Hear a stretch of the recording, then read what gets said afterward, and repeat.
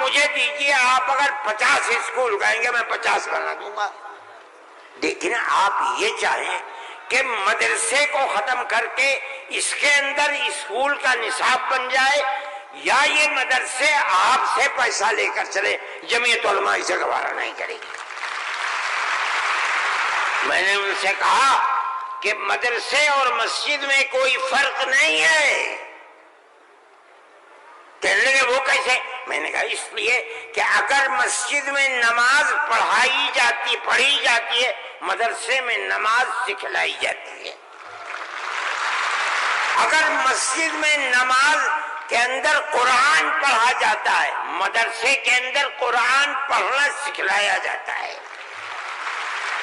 کیسے دونوں الگ ہو جائیں گے؟ یہ دونوں ایک دوسرے کے ساتھ ہیں۔ جیسے ہم مسجد اپنی خود بناتے ہیں، چاہے ایک چھپر ڈال کر کے بنائیں، اسی طرح ہم مدرسے میں بھی آپ سے کوئی مساعدت لینا ہم نہیں گوارا کرتے۔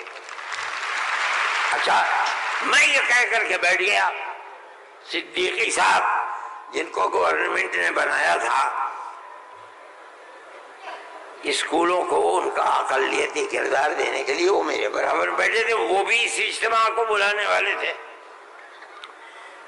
اس کے بعد ایک اور صاحب کھڑے ہوئے میرے بعد، انہوں نے پہلے تو یہ کہا کہ مجھے بڑا افسوس ہے کہ آپ نے ارشد کے بعد مجھے بلا لیا، کچھ وقفے کے بعد بلاتے۔ انہوں نے تقریر، اور جیسے انہوں نے کہا، میں نے اس پر یہ کہا کہ میرے اندر یہ طاقت ہے، آپ جو فرمائیں گے میں اسے قبول کروں گا، خاموش، میں کوئی اس کی تردید نہیں کروں گا، اس لیے آپ فرمائیے۔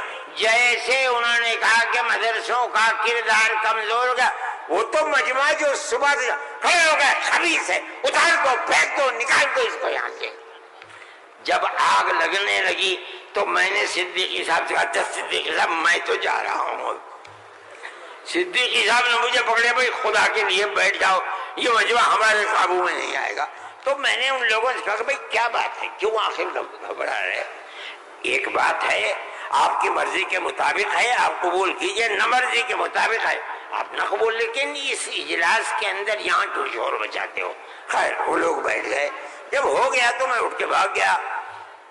کانگریس گورنمنٹ کی جو بالکل آخری شخصیت تھی، انہوں نے کہا کہ بھائی سونیا جی صدر تھی، انہوں نے کہا کہ آپ نے کیا کر دیا، میں پہلے منع کرتی تھی کہ اس مسئلے کو نہ چھوڑو، بند کر دو اس کو، جو مدرسہ بند ہو گیا۔ آج بھی یہی مصیبت تھی، ان مدرسوں کے خلاف ابتدا میں جو امداد نہیں لیتے تھے کوئی نہیں بولتا تھا، اس لیے کہ جب تمہارا کھایا نہیں ہے تو تم ہم سے پوچھ کیوں سکتے ہو؟ جو تمہارا کھاتے ہیں ان سے جا کے کہو، انہوں نے کھایا ہے اب تم ان کے حلق سے نکالو، ہم نے تو کبھی تم سے 2 پیسے بھی نہیں دیے۔ دارالعلوم دیوبند کو سن 56 کے اندر، 1956 میں، جو اس وقت یہاں بہار کے آدمی تھے اور ملک کے صدر جمہوریہ تھے ڈاکٹر راجندر پرساد، وہ دیوبند آئے تھے۔ انہوں نے دیوبند، حضرت رحمت اللہ علیہ زندہ تھے، حضرت مدنی، انہوں نے دارالعلوم کے لیے ایک لائبریری کے پیسے دارالعلوم کو دینے کے وعدہ کیا۔ جب وہ چلے گئے، اب شکریہ ادا کیا ان کا بہت، جب وہ چلے گئے تو ان کو خط لکھ کر بھیج دیا گیا کہ دارالعلوم دیوبند کے بنانے والوں کا یہ حکم ہے، یہ اصول ہے کہ کسی بھی مسلم یا غیر مسلم حکومت سے کبھی کوئی مدد نہیں لی جائے گی، اس لیے ہم آپ کا شکریہ کے ساتھ واپس کرتے ہیں۔ آج تک حکومتوں پر حکومتیں بدل گئیں، انگریز گورنمنٹ، پھر اس کے بعد ہندوستان کی، مگر اس کے اندر کوئی فرق نہیں پڑا ہے۔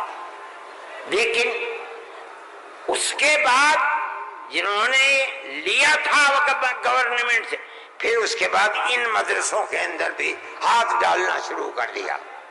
جمعیت علماء اس سلسلے کے اندر کورٹ میں گئی، اگرچہ ان مدارس کے سلسلے میں کوئی فیصلہ ابھی تک نہیں آیا، لیکن ہم یہ سمجھتے ہیں کہ قانونی اور دستوری اعتبار سے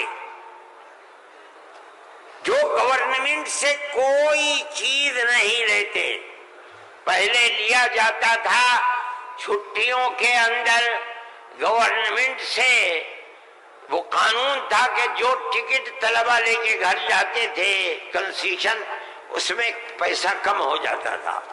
جب گورنمنٹ کی نظریں بدلنی شروع ہوئی، دارالعلوم نے بند کر دیا اس کو، ہم نہیں لیتے۔ یہ بات ہم نے کہی، یہ اللہ کا بڑا احسان ہے کہ جو تبصرہ آیا، ابھی تک فیصلہ نہیں آیا، وہ تبصرہ بھی حق کے اندر ہے۔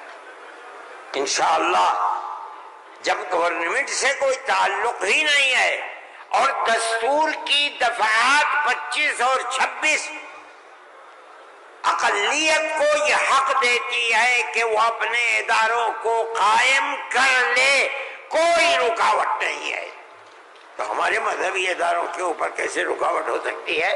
دستور کی یہ دفعات ہمارے لیے چین و سکون اور عزت و آبرو کے ساتھ ملک میں رہنے کا ہمیں حق دیتی ہے۔ ہم یہ سمجھتے ہیں کہ مستقبل کے اندر بھی انشاءاللہ ہم اپنے ان پروگراموں کے اندر کامیاب رہیں گے۔ میرے بھائی، فلسطین کا مسئلہ ہے، دیکھیے جب یہ مسئلہ ہوا اسی دن ہماری گورنمنٹ نے ایک بات کہی کہ یہ دہشت گردی ہے، فلسطینیوں نے حملہ کیا اسرائیل کے اوپر۔ میں نے کہا یہ بھی گورنمنٹ جانتی نہیں ہے۔ جب میں نے اگلے ہی دن بیان دیا کہ یہ غلط ہے،